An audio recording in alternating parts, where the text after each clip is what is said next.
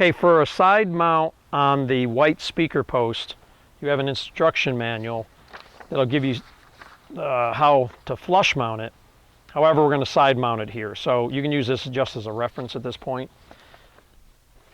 But now that you got your display set up, typically with a white speaker post, this white plate covers your old COD location, the COD that was here. So what we typically do is you would measure down to the top of the display a minimum of 6 to 8 inches, maybe even 10 inches. But the white one, because you have this as a reference point, we normally will go ahead and just stay on the top half of this plate.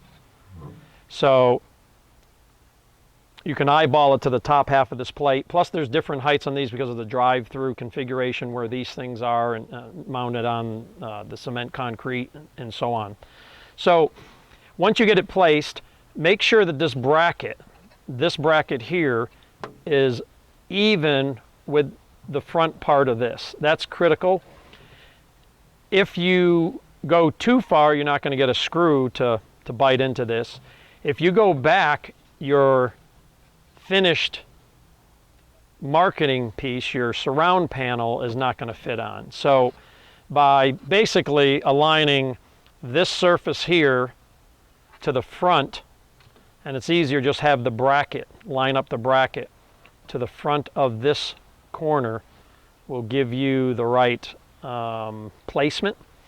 So I flush mounted it, or flush mounted it here, and then I bring it down to about the top half of this right here.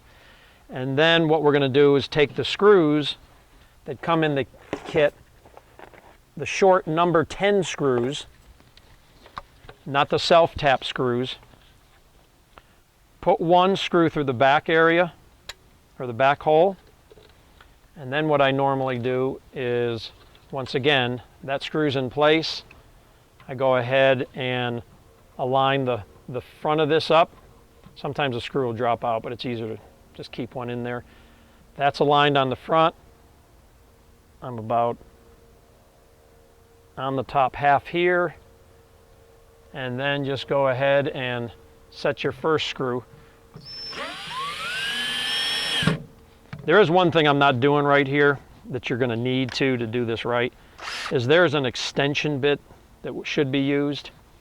And I'll go ahead and show you that in a minute. But anyways, once again, align this front bracket with the front part of the speaker post and put your back screws in first, and then put the front screws in, which I'm going to show you here in a minute with the right drill bit.